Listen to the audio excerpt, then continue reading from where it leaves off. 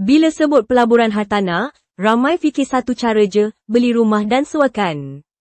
Tapi tahukah anda, ada cara lain untuk gandakan keuntungan tanpa perlu berdepan dengan penyewa?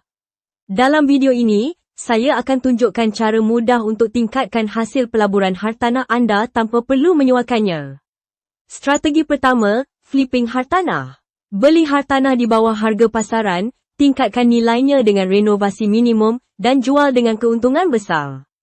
Daripada menyewakan hartanah, kenapa tak guna sendiri untuk menjana pendapatan? Anda boleh gunakan hartanah untuk bisnes seperti homestay, ruang kerja bersama, co-working space atau dewan acara. Jika anda ada tanah kosong, anda boleh gandakan hasil dengan membangunkannya sendiri. Bahagikan tanah kepada lot kecil, jual secara individu, atau bangunkan rumah kecil untuk dijual. Jadi, anda tak perlu bergantung pada penyewa untuk menggandakan keuntungan dalam hartanah. Flipping, guna untuk bisnes sendiri, atau bangunkan tanah adalah cara mudah untuk tingkatkan ROI anda. Jangan lupa like, share dan follow untuk lebih banyak tips pelaburan hartanah. Ada soalan atau topik yang anda nak tahu?